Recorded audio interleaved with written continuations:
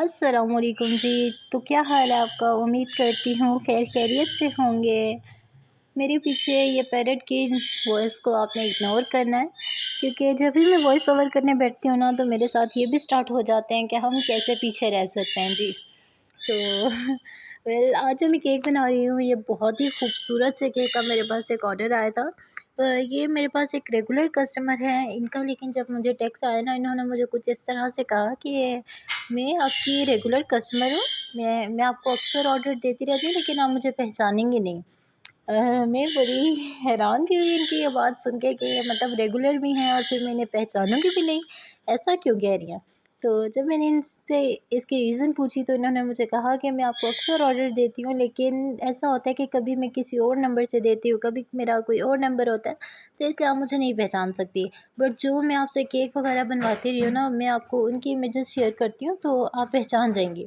तो इन्होंने ऐसा ही किया। जब मुझे वो केक्स के पिक्चर्स वगैरह भेजी, तो मैं समझ गई कि हाँ, ये तो वाक़ई मेरी एक रेगुलर ही कस्टमर थी। तो अभी भी इनकी बेटी का जो है वो बर्थडे केक बनाना था हमने, पिंक एंड वाइट में इन्हें चाहिए था। और ये जो केक है ना, वैसे तो मैंने अपनी तरफ से इस पे आइसिंग बहुत ही इत्मीनान और आराम सुकून से की, ताकि बहुत ही एक नीट लुक जो है वो इस केक की निकल के आए ना। तो और मेरे ख़्याल में तो काफ़ी बेटर हुआ है मेरा काम, पहले से तो काफ़ी बेहतरी आई है। तो ये बात वैसे आपने भी मुझे बतानी है। अगर कहीं पे आपको मेरी कोई किसी काम में इशू लगता है, तो आपने मुझे ज़रूर बताना है, ठीक है? तो ये मैं ड्रिपिंग करने की नाकाम कोशिश कर रही थी। एक ये काम है जो मुझे अभी तक बहुत मुश्किल लगता है, मतलब इसमें अभी तक मेरा हाथ जो है ना, उस तरह से साफ़ नहीं हुआ, लेकिन काफ़ी हद तक अच्छी बन गई थी, ठीक है? तो और क्या, इस केक में आज हमने फॉन्डेंट वर्क भी किया था। और फॉन्डेंट वर्क का ये है कि अक्सर लोग कहते हैं कि हम लोग जब अपनी फॉन्डेंट से चीज़ें वगैरह बना के जब पेस्ट करते हैं ना केक के ऊपर, तो वो मेल्ट होके नीचे चली जाती हैं। इसका क्या रीज़न है? तो इसके पीछे 2 रीज़न्स हैं। एक तो ये कि आप पेस्टिंग किस चीज़ के साथ करें, सही है? वो भी बहुत ज़्यादा मैटर करती है। और दूसरा ये कि हम जब फॉन्डेंट वर्क करके केक को हम फ्रिज में रख देते हैं ना, बॉक्स में डाले बगैर, तो तब भी जो है वो फॉन्डेंट जो है वो स्लिप कर जाता है नीचे। तो ये हमारी बहुत बड़ी मिस्टेक होती है। ऐसे कभी भी नहीं करते। जब आप केक के ऊपर फॉन्डेंट का वर्क कर रहे हैं ना, तो आपने पहले केक को बॉक्स में बंद करना है, केक बॉक्स के अंदर। और फिर उसके बाद आप जितनी भी देर चाहें आप अपने केक को आराम से फ्रिज में रख सकते हैं। आपको बिल्कुल भी जो फॉन्डेंट वर्क है वो बिल्कुल भी तंग नहीं करेगा।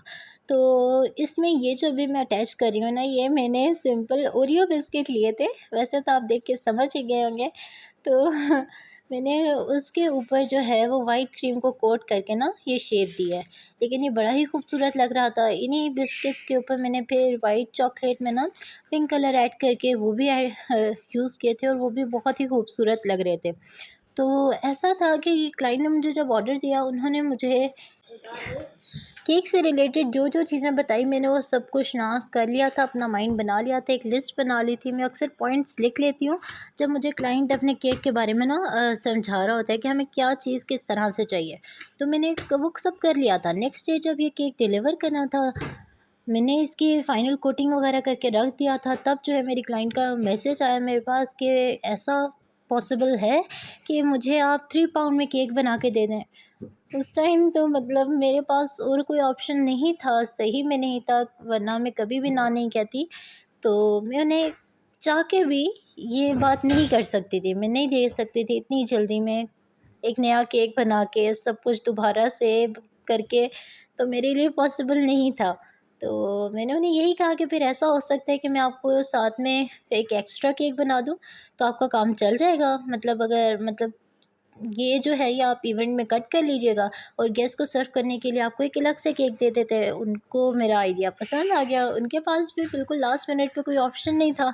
तो फिर हमने ऐसा ही किया कि ये जो केक है, अच्छा इसके लास्ट पे जो वाइट कलर का मैंने अभी डस्ट किया ना, ये आपके माइंड में क्वेश्चन आएगा ये क्या है? तो ये वाइट कोकोनट जो होता है वो मैंने नीचे नीचे स्प्रिंकल कर दिया है। तो और मेरे ख़्याल में ये कोकोनट डालने के बाद ना हमारा केक जो है वो और भी ज़्यादा प्यारा लग रहा था। और जो ये केक है ना, ये मैंने उस केक के साथ जो उन्हें एक और केक देने का कहा था, ये वो केक हम रेडी कर रहे हैं। ये तो आपने मेरा डिज़ाइन जो है, ये तो आपने मेरी प्रोफाइल पे पहले भी देख चुके होंगे, मेरी वीडियोस में देख चुके होंगे। बस इसमें उन्होंने ये एडिशन करवाई थी कि ऊपर उन्हें ना व्हिपिंग क्रीम में फ्लावर्स उन्होंने कहा था ऐड कर देना, क्योंकि बहुत ज़्यादा सिंपल लग रहा था। तो और उन्होंने कहा था ऐसे कोई ख़ास जो है वो डेकोरेशन करने की ज़रूरत नहीं है, क्योंकि जो दूसरा केक उन्होंने मेन कट करना था वो बहुत ही खूबसूरत बन के तैयार हो गया था। मैंने डिलीवर करने से पहले एक बार क्लाइंट से पूछ भी लिया था कि कोई और चीज़ ऐड करनी है तो आप मुझे बताएं। बस उन्होंने यही कहा था कि जो बर्थडे का एक टॉपर है आपने वो हमें साथ दे देना।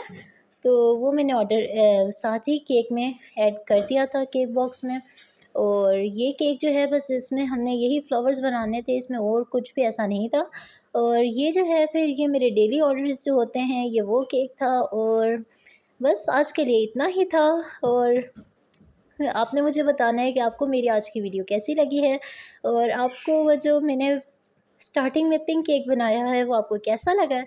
आपने मुझे ज़रूर इन्फॉर्म करना है अपनी राय से। और अभी मुझे किन किन जगहों पर किन किन चीज़ों पर मज़ीद काम करने की ज़रूरत है, मेहनत करने की ज़रूरत है, आपने ये बात मुझे ज़रूर बतानी है।